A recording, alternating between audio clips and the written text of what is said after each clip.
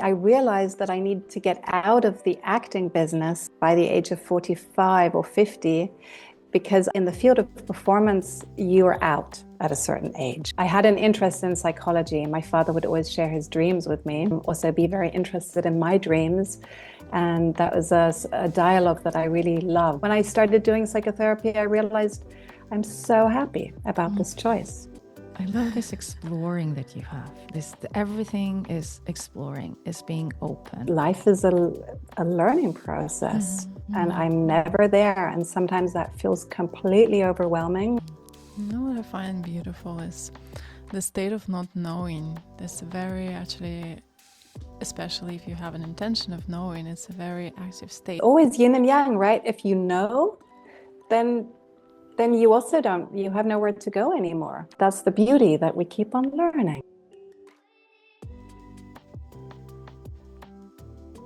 Good morning, dear Anna. Thank you so much for making the time to speak with us today. I'm going to introduce you and we'll jump right into our conversation. You are an actor, writer, and psychotherapist, and you had you shared with us privately that there was a long journey, and now you're moving into the psychotherapy solely, and that was very interesting to hear how you described it as something that was very liberating to you. Finally coming back home to you, to what you imagined your life to be. And the first question I want to ask, you obviously lived several creative lives. And at what point do you think you realized that psychotherapy felt more like home to you than performance? Or was there the knowledge that was all way long at the back of your mind? And I'm very Good morning, curious. Eva. Good morning, Valeria. Morning. Thank you for being here. Thank you so much. Thank you for inviting me. That's an interesting question to start with. At what point did I realize that psychotherapy was more interesting to me than performance? I think before I ever started to do performance, I knew that already, because I think my journey is very much embedded from my parents. My father was a psychoanalyst and my mother was an actress. And I never thought I would go into the arts. It never seemed to be me. I always loved to dance, but just as something I like to do. And when I was 18 and doing my A-levels, what we call Matura here in Vienna, I had a phase of being very scared of what the world wants from me, or I want from the world, or I had no idea what I was going to do. But I knew that, I had an interest in psychology. My father would always share his dreams with me, and also be very interested in my dreams. And that was a dialogue that I really loved, talking about dreams and psychology. I didn't like the way they talked about it, because my mother was also very much into psychotherapy and psychodrama and these kind of things. But they had a more understanding of it that was, I thought, very psychoanalytically based, calling some people narcissists and others sort of stuck in the anal phase. That was the 80s also. I think that was also a sign at the time so much, but the kind of thinking about psychology and how we work and how people work with each other. And, being a girl, there's always a lot of group dynamics when you're 14, 15. That was always something that I was curious about and interested in. And so I was interested in becoming a psychotherapist or something to do with psychology, and I studied psychology in the University of Vienna. And I was very shocked to find out that it was all about statistics, because I hated maths. That was the one thing that I was so happy about never having to do again after school. And there I was doing all the statistics, and I really didn't like it. And then I met then I went to New York and I met some artists who were doing these Reclaim the Street festival, crazy art stuff on the streets of New York. And I was really interested in what they were doing. And I realized that my mother was also doing something similar to that, which had never interested me. Her work in acting and theater was always never interesting. I hated going to theater shows or concerts with them. But somehow that experience in New York and falling in love with this New York poet and us sort of writing letters to each other kind of opened the world of arts to me. And then I started also acting in my mum's street theater group. She had a street performance theater group, and I really enjoyed that. That was fun. And I think that's what brought me in. And to the arts, and I stopped studying psychology because I was so frustrated with the University of Vienna and the way they teach psychology. And also I realized, wow, I'm 18 and I don't see myself becoming a psychotherapist before the age of 40 or something, because you need some wisdom for that. So that was how I saw it anyway. And then I thought, if I now start working with in the social field, by the time I'm 40, I'm burned out and don't want to do that anymore. That was the way I saw it. I think I would see it differently now in hindsight, but that's how I saw it then. And I don't want to start working with depressed, schizophrenic, neurotic people now. And then by the time I'm 40, I'm kind of like fed up with it. And then I started going to acting. I went to acting school. I looked at different acting schools. So wait a second, I've lost your question, but it's all connected. No, the question was exactly about that. It was okay. Exactly that, yeah. So basically, when did I realize? I realized that I need to get out of the acting business by the age of 45 or 50, because I was in the field of performance, and I saw how in the field of performance, you are out at a certain age. The subsidies are gone, and you can't do this for much longer than 45 or 50. It's something I saw because I watched my mom and I watched many of her generation lose everything by the time they reach 50 or 55 at the latest. And so in the back of my head, this was something I could do. And then by the age of 40, I would need to start thinking about what to do next. But somehow through my acting journey, I forgot my psychology journey. And I reached 35 and I got really scared. And I thought, what am I going to do now? Because I need to stop acting and doing arts, and I need to find something else to do, but I don't know what to do. And my husband, now partner, then said to me, well, why don't you become a psychotherapist? And I was like, oh, wow. That's a great idea. And then I suddenly remembered that that was something I had wanted to do sometime much earlier. And I think that's why it felt so much like a homecoming, because somehow everything sort of made sense and was round. And 3 months later, I started studying psychotherapy. And yeah. It's interesting when you're telling us. It's beautiful. Thank you so much for being so open about it. The interesting thing, what I can hear and pick out is like, you were living a little bit, please correct me, because I think I do this too, and I would love to be able to leave it, move out of it, in certain patterns, in certain, this is how it was. A certain age and you're gone, a certain age and in acting you can't. And you have to do something then other, or you won't. And I have seen you on stage. And I would love to watch you until you're like 100 and you're like, there's my grave beside the stage and I'm just going to drop and I'm just going to fall into it. Like, do you know what I mean? Like, me seeing you, me as the woman I am, I would have never thought that when I saw you on stage and acting. I would have never thought that there's a timestamp on it. Not in a million years. Yet I understand you. And I know exactly what you are talking about. And also this, that we have these, I think like really my question is like, how do we get out of it? Help us. As a psychotherapist you are, how are we able to leave? Like, just trust in us and just feel what is like forget age, forget, you know, I don't know, patterns, or think people say this is how it should be, or this is how it should be, or you know what I mean? To live fully just the way we are and accept us the way we are. Is that possible? I'm not in the system that we live in, and I don't think so. No, to be honest, I think that the way the system is built and the path that you choose,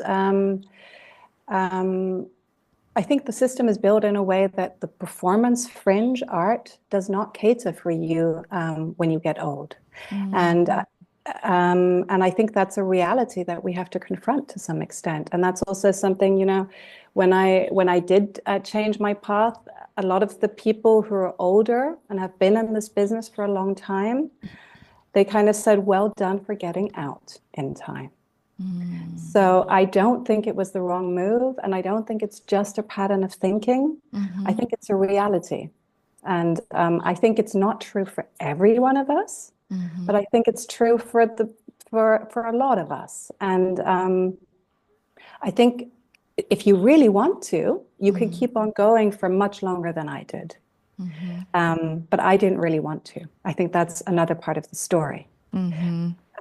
I was very happy to get out and do something else also. I think if you really, really want to, you can do this for a lot longer, but I think you will always face some problems at some age. And I think that's not necessarily true for Staatstheater, Burgtheater, Volkstheater. Maybe this is also changing now, but in the free scene, I don't think it's made for getting old. And film? How do you see that? I think that's a much better place to grow old in. Interesting. Tell me more. I don't know exactly, but I think if you've reached a certain level, you have roles for every age. And if you've reached a certain level with kind of finding the agency that you have and doing the films that you want to do,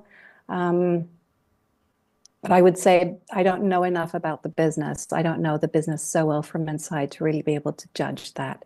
I know the performance business very well from the inside. And there I can say, I'm happy I left at a time when it was the best. Get out when it's good. I would say I think I managed that really well. You went out on the top, yeah. I saw you before you went, like it was the top. It was really the top, so yeah. Thank you so much for being real with us, because this is also the part that is usually get lost between like magical thinking and believing that everything is possible, which it is, as long as you know what you're doing and you know what's the price to pay and everything. But and you really want it also. I think it's also about what you really want. And I think for me the good thing was to realize that I'm actually, when I started doing psychotherapy, I realized I'm so happy about this choice. That's beautiful. Yeah. That's the most important bit of it, to know what you want. I want to pivot a little bit and go back into the filmmaking journey of yours that actually came about from the live performance, right? You co-wrote and performed The Ordinary Creatures, and that was first a stage performance that you co-wrote with your partner, with your husband, right? I wrote the stage performance. We co-wrote the film together. Okay. Thank you for clarifying that. What I want to ask you, what shifted for you when you made this into the film? What was the idea behind it? It's a road journey. Yeah. Yeah. Tell us about it, how it came about, please. Actually, I think that's my husband's fault, all of that. He's a filmmaker and wants to make films. Is curious about making different films. He studied at the Filmakademie in Vienna, and camera and directing. Oh no, did he? Yeah, but definitely camera. And he was working more as a cameraman and started wanting to make his own movies. And I had made this piece about dialogue about relationship, a man and a woman. And it's this sort of very performance piece again, very deconstructivist. There's no linear storyline. They're in this room and they're having one argument after the other. And there is no real story behind it. It's a bit of a weird piece. And the audience is kind of looking at each other and they're looking at each other. And it's all about sort of dynamics between people and listening and not listening and arguments. And I performed it, and then I met my husband, and then we took it up again. We were able to do it again and show it in Tanzquartier, and I was sort of half happy with the performance. It was a good performance, but it wasn't like I didn't fully hit the nail with it. I thought something was still not working about it, and he saw it, and he said, "Yeah, but I think it would be a nice movie." And he took his cameraman, who he'd worked on other projects with him. And the cameraman, Martin Putz, who's a wonderful cameraman, he said that would be an excellent road movie. And I think the road movie idea made sense because because it was a stage piece and we were stuck on the stage, the two of us in these two chairs, and we couldn't move anywhere. And so transporting that into a car where you're also stuck and you can't get out and you're having this endless argument with each other, that made sense somehow. And then wonderful metaphor. Yes, that's beautiful. And that's how we sort of started. And then my husband said, let's make a movie out of it. And I said, okay. And we started writing it together. And we applied for one of those MA7 grants, not the ÖFI, but the smaller ones that are more sort of experimental movie grants. And I think that was, for me, the perfect setup because it's not that much money. It's a kind of like a experimental way of working where you don't have the whole setup kind of crazy thing and you can just try stuff out, which is much more where I'm at home. And it was not a classical movie script at all. It was very non-linear. It was very weird. And I think you can see that in the movie also. I mean, it is much more conventional than my performance pieces, but it's very unconventional for a movie still, I think. And how did you shoot it? Did you have the camera mounted to the car or the hood of the car? Or like, I'm sure you did, because I've had a scene in the car, which was fantastic. And then at one point, as it was independent and we did something crazy, they were like, okay, we'll just put it on the hood and you just drive. And I was really driving with this thing and I couldn't see the road really. And I was like, this is maybe not the best thing, but we're going to do it. We did all of that, yeah. We had Martin on the back seat filming like this. He built this crazy thing that was his own invention where he put it on the hood of the car. And we were driving, but I was looking at the road, but the camera was looking at us. And they were also filming and driving next to us. They did all of it. Also a drone filming us from above. So we got all the different angles, but we were driving the whole time on real roads. Yeah. Sounds like fun.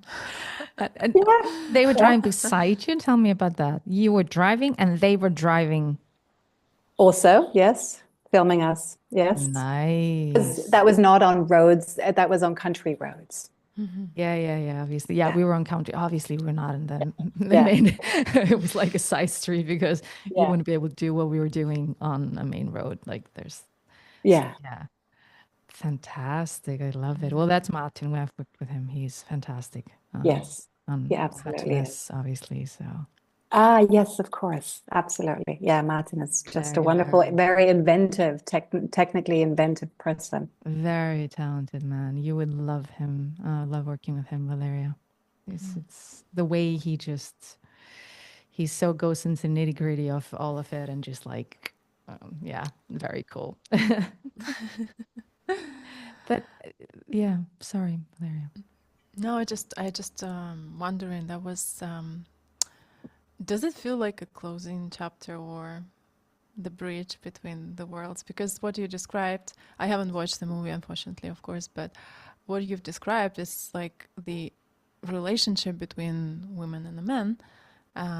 So that is something that is very close to, I guess, what you're doing now, psychotherapy in a way. And what I'm joking about, when I'm writing, I'm also a screenwriter. When I write, I do psychotherapy on my characters. What I do, I like take them piece by piece. I also create in my mind like different situations, and I put the characters in them, and I'm kind of wondering what sort of reaction they would have, why, like I do all the background thing, and that helps me to understand the characters much better, and then put them in the situations there they would react naturally, like to me naturally. So I guess psychotherapy is something that as a writer you are doing anyhow in the real world, looking at the people, studying them, all of that. It's like research that goes into the character study, etc., etc., etc. So what I'm wondering, do you think that's like the bridge that you build between the two worlds, the art and the world that you are currently navigating, the psychotherapy one? Or does it feel like a closing chapter that, you kind of left your art? That I don't know. I think I will know only in hindsight what the closing chapter was. I haven't closed it yet. Okay. Yes, that's what I'm getting into. No, I just did a production, not a film, but just a theater production, and I know I will do ones again in the future. Will I do another film? I don't know.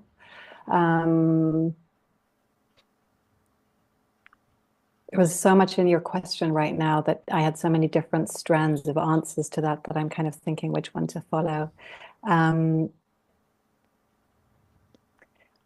find it very interesting what you say about doing psychotherapy and script writing, because as you were saying that, I was realizing, I think coming from performance art, for me, it was always very much about conceptual work. And I think I'm also very much an analytical, I think about things and I don't go from them, even though I'm interested in psychology, I don't really enter in from a psychological thinking. I enter in from a very analytical point of view. I go in very meta, which I think sometimes really is in my way and doesn't help me at all. But I think it's how my brain works, and I think it also is how my brain was trained in performance art, because in my work that I did with Yossi, but also in my own performances, I always came from a meta angle. Sort of what's the topic that interests me, and what is the concept, what is the form, and not so much from a place of feelings and exploring feelings behind it, or exploring a psychology of characters behind it, which I think is why Ordinary Creatures for many people didn't work as a movie, and for some people it did, because it has that sort of removedness, this kind of sort of deconstructedness, and sort of not really going from the psychology of the characters, but more from a sort of meta level of something interesting about the form that I'm interested in, and not so much the content of the story or the content of the psychology of the characters or something like that.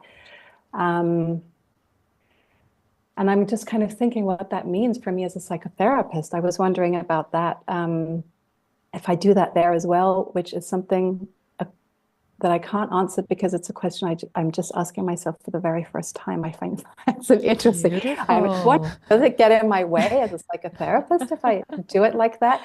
Because I think it's something that I also always do as an actress, that I don't go at it from a psychological point of view, but from an outside, more from a Stanislavski point of view. What's the, what's the form of the character? How does he hold his body? Or how does, also in terms of language, how fast do I need to speak it, or how slow do I speak it? What kind of rhythms do I look at it? And then and also sort of what's the psychology behind the rhythms of speaking, rather than kind of thinking. I never worked in a sort of method acting way. I don't think about my character in terms of what's their storyline. I think about it more in terms of what is this person trying to say, and why is she saying it like this? Which is something I think that very much got in my way when I was starting to write other movie scripts, because I started 2 more with my husband together, and they're both at the moment in the drawer, and I'm out of the project because I was realizing my way of thinking doesn't work so well for movies, at least not for the kind of movies that the Austrian film subsidy wants to give money for. which is much more sort of, creating a world. I deconstruct worlds. I don't create worlds so much. That is so fascinating. Like, I think so too. I'm like in my mind, please. it's like, oh, because I've never looked at it the way you looked. So it gave me like a very different perspective. Thank you so much. Deconstruct. Wow. Okay, we're gonna deconstruct everything we thought about before. So I want to go to something else. It like now working as a psychotherapist and having like spent these years, now that I know that you deconstruct in your art, I want to be deconstructed as a human being. Can you please? So like, let me think about it. Yeah. How, like, I mean, we all know that there are many artists who are struggling, and how would you guide them? Or how do you guide them? Sorry, like. Well, I guess do you still hear me well? Yeah. Yes, yes. I guess that is one of the reasons why I chose the systemic branch of psychotherapy, because that also comes from the constructionist philosophical branch of thinking, with Foucault and Derrida and that kind of sort of like, and it comes from a place where you are, you meet the clients on an eye level and you don't interpret and know anything more than them. You're just basically, you're curious and you ask questions and you try to understand what's going on there. So so it comes from a place actually of not knowing. I don't know. So the story that they tell me, I take it apart with them and I question every part of the story. And so it's more taking the stories that they had apart and saying, well, is it really like that? What is this that you're feeling there?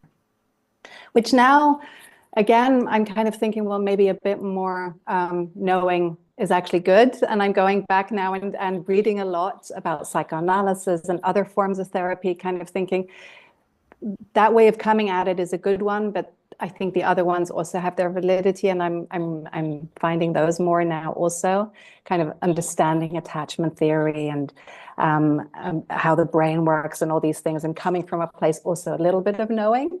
I think that's important, and I'm realizing that much more and more. But I think in terms of working with clients, I do very much like this approach of not necessarily doing too much of explaining this is what's going on with you and already knowing how depression works, but kind of saying, I don't know how it works and I don't know you. And let's think about what's going on there. What is this? What is this that you're telling me? That is beautiful. And that's just listening to you talk about arts and acting and the way you approach a character, and then the way you now as a psychotherapist work with your clients. It's a very beautiful, healthy and supportive and safe way, I feel. In a way not safe as it's safe, you just, I can feel that you create this safety of exploring, this safety of being held, this safety of being, it's okay to be seen, it's okay to go there. It's really beautiful. I mean, I think that's also because I do a lot of couples therapy. I work a lot with couples, which I think comes very much out of this, also of the movie Ordinary Creatures and the road movie and the man and the woman. I have a very strong interest in conflict and communication and how that works. I think because my parents separated and divorced, and I had a very painful breakup from a partner. And I wanted to understand, analyze what happened there. Like, how does it happen that two people can talk so, like two people love each other, but then one says the one thing and the other, and they're not hearing each other anymore. And I wanted to understand that. And I think that's one of the reasons why I became a couples therapist. And I think in couples therapy, again, I think the big fear is always that you feel more drawn to one side, or because you understand one side more and the other one is not so close to you. And I think that curiosity there again is very, very helpful to say, well, okay, that person that I don't understand, I want to understand. They have good reasons for why they think the way they think. And let's try and understand that. Let's try and unpack it. And so I just ask more questions. Me kind of going like, that doesn't make sense, means I need to lean in a bit more, try to understand a bit more. What I'm wondering throughout the whole journey, have your definition of, I wouldn't say success. I somehow don't like this word anymore.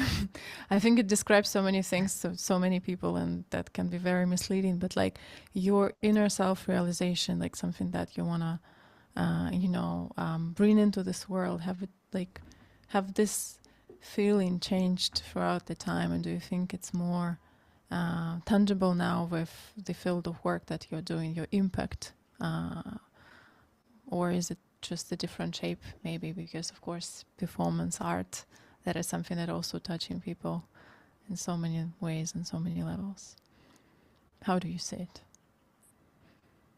Well, I think curiosity, really. I mean, that's the like there's always something new to discover, and I really, for me, the one thing is that life is a learning process, and I'm never there. And sometimes that feels completely overwhelming. Like when I realize, oh my God, all these books that I want to have read in my life, all these films I want to have seen, and I hate kind of having the feeling again, like everyone has seen this movie already, has talked about this book, and I haven't read it. But then to relax into that and to realize, yes, but that's the beauty, that we keep on learning and that we keep on learning. And sometimes I feel like I don't know anything. And there's this whole new chapter of psychology that now I've just discovered, and I feel really small because I should have known this 3 years ago, and I wasn't helping my clients back then when I didn't know about this. But yes, that's how it is. It's a learning process. And I think that's the one thing I'm trying to, that I love, that scares me, but that I want to lean into also. The learning process. Not being there yet somehow. Yes, not having arrived. Exactly. I love this exploring that you have. Everything is exploring, is being open, feels fluid. And I'm wondering how can we, if we feel stagnated, like how to get to that fluid, how do you say it in English? I mean, Fluidity. Fluidity. Thank you. I wish I knew. I am so stuck. I feel so stuck. Like, that's one of the reasons why I stopped doing my own performances, because every time I'm asked to do a performance, or I'm invited to do something somewhere or write something, almost every time I get so stuck. I know the feeling of just feeling like I can't do this. I can't do this. I know this feeling so well, and I'm in this again now. When I was thinking like I'm 50 in November, and I really thought like I'm out of the arts now. I'm in this psychotherapy field, and now someone asked me to write an article about my performances, and again, I don't know how to write this. I'm not finding my way in. I'm not finding the form. I just want to call them and tell them I can't do it. I'm sorry. I don't know how to do this. So this feeling of stuckness, I really know it, but at the same time right now, what I'm practicing is kind of thinking, yes, that's part of the process to feel stuck, and I will come out of it. And maybe it just needs more time. And the good thing is that I don't have a premiere date anymore, because that's scary, because then I have like this deadline where I have to know already what it is. That I don't have anymore now, which is good. But the stuckness, it's not gone yet. I don't know how to deal with it. I think maybe just I think what I'm thinking at the moment, what could be a good way, is to say, well, not yet. You know what I find beautiful is the state of not knowing. That's a very, actually, especially if you have an intention of knowing, it's a very active state, because if you know, then there is also like this idea that your mind kind of already processed and shut down. So it's a very kind of calm stuck place to be. Whereas when you don't know and you want to know, that leads you on, you know, the whole new level and whole new journey. And I think that's what you're describing, and it's really fascinating because that's a really good way to put it. Yes, maybe I should think about it like that. It's okay to be stuck because I don't know. That's so true. Yes, that helps me. Yes, that helps me. Thank you. Thank you. Thank you, Valeria. That was good. That's true. No, that's the conversation that led me to that part.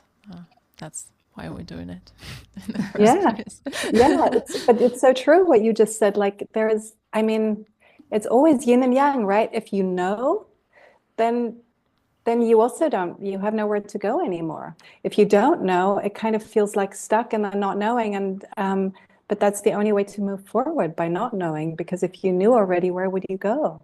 So there's a good and a bad in the not knowing and in the knowing, I guess. Yeah. And we're somewhere in between always.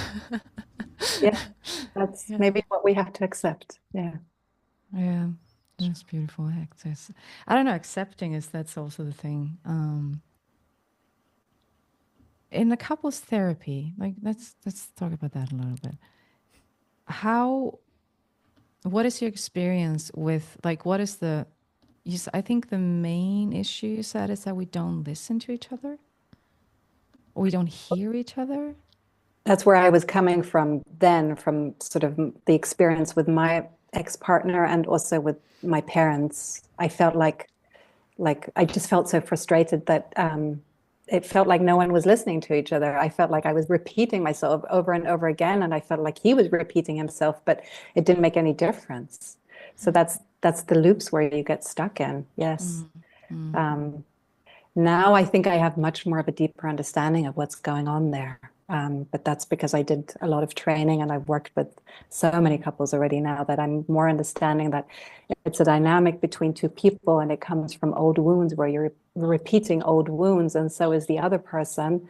And in this repetition of the old wounds and in your adaptive strategies, you're so stuck again in your strategies that are not helping in this moment. But so you might have a strategy of flight, of running away, and that just gets in your way of listening. Or the other person might have a strategy of fight and screaming, and that doesn't help listening. But it was a strategy that helped when you were a child back then. It just doesn't help now with your partner who you love and who you want to listen to when you're in the best state, but not when you're in your and when your nervous system is activated and you're not calm, then that's how conflict goes. There we have with the prefrontal cortex, right? It just shuts exactly out. It shuts down. Something else takes over. Yeah, that is true. That is true. And is there like some exercise that you recommend or something? I think is there hope? Yes, a lot of hope. Absolutely. I mean, I think it's realizing that you have this wounded child and you have these adaptive strategies, but you also have your prefrontal cortex now. You have your wise adult that you can connect, and that if you can't connect right now because you're so activated, then breathe, go for a run, stop the conversation, go for a walk. Don't continue there. It makes no sense. You're not connected to your rational side. So leave it there. Say in a loving way, this is not going anywhere right now. Let's take a break. Let's come back in 10 minutes. Let's come back in an hour. I need to calm myself down. I can't hear you right now because I'm not calm. Please let's continue this conversation at another time, and find your place inside of you where you know that actually this person is not your enemy. It's the person you want to spend your time together. So where's my place of love? And once you've found that again, then go back into the conversation. Then go back into the conversation. This has been wonderful, Anna. Thank you so much. It's really a pleasure. And for all the artists out there, I think it's a good thing to have someone on your side that can guide you because it is a very bumpy road, and it's not easy. It's very emotional because there's a lot of rejection on top of it. And that's moments when your nervous system is also not in a calm place. All this anxiety around the bumpy roads and so on. Yes. Yes, I think it's a lot of activated nervous system, very scared, anxious, depressed. Yeah. Do you work with a lot of artists too, or? Yes. Yeah, Yes. I do have quite a few artists. Yeah. And I know where they come from. Yeah, it is hard. So you're like, yep, that's the thing. So it's a beautiful thing. How is it best to connect with you? Do you also coach online and in person, or how I is prefer in person, but I do online also, mainly with people who live in different cities. But yeah, I have a website. You can find me. Okay. And if someone is like, I want to drag you in front of the camera again, which maybe could work, guys. I'm not saying it will, but it could. Fluid and open. Fluid and open. Everything is fluid and open. Beautiful. Thank you so much. This has Thank been you. That's been a beautiful. really nice conversation. Thanks a lot. What a wonderful way to spend the morning. Yes. Yeah. Thank you. Thank you.